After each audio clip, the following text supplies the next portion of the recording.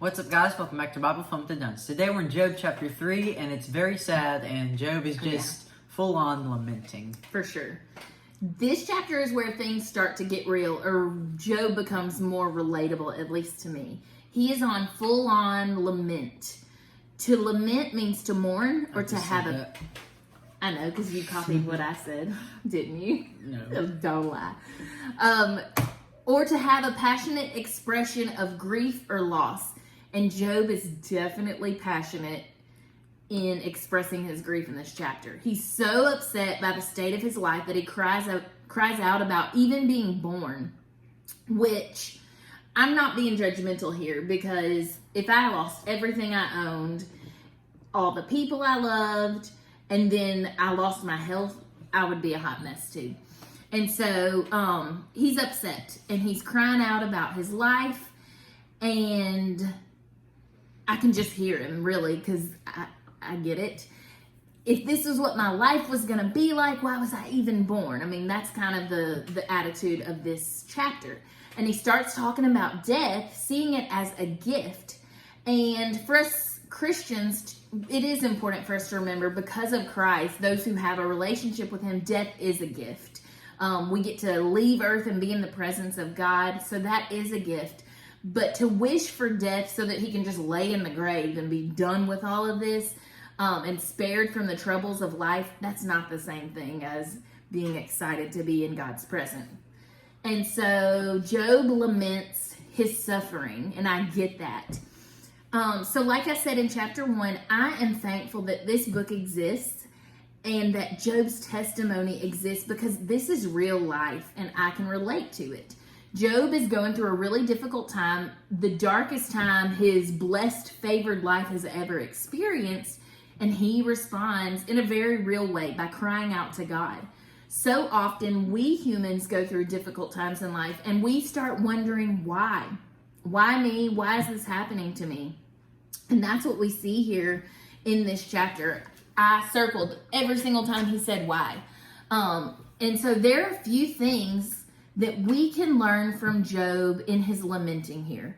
First of all, it's normal to ask why when we go through hard things.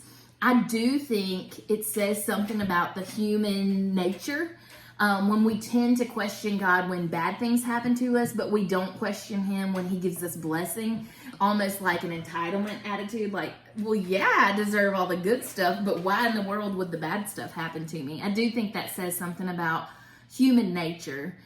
But what I can learn from Job, and what I like about all of Job's questioning and struggling, is that he takes it to God. And this is what we preached all through Psalms, because David was really good about this also.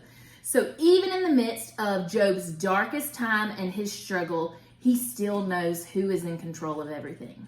And then the other thing I take away is Job's life shows us that we can so often be blinded by our thoughts and our feelings when we're in the middle of a trial. Job seems to have completely forgotten life before this. He doesn't seem to remember what a blessed life that he had. All of that came from God. He doesn't seem to notice that he has a God, even in the midst of this suffering and pain. His creator, as well as the creator of the universe, this God he can talk directly to, and that's what he's doing in this chapter. It is so difficult for us to see past our trials when we're in the middle of them. And almost always our perspective is clouded or wrong. When you're going through hard times, it can make you forget the good and the blessing that's in your life. It can even make you blind to the current good of how God is pursuing you or comforting you, how he's with you in the midst of the trial. So my takeaways from Job 3 today are, when I struggle or have questions, that's okay as long as I take them to God. Let those struggles and those questions push me closer to him instead of running from him in those times.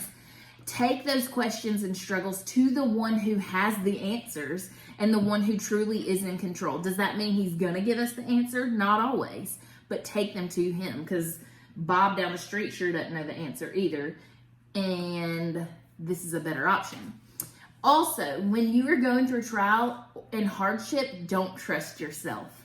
Your thoughts and your feelings will lie to you guys. Go to God's word for truth and trust his proven character in your life. Trust God to be who he has always been to you. All right, friends, we are jumping in and we're about to get into the friends starting to speak up, and it's going to be an adventure. Join us tomorrow for chapter 4. Bye. Bye.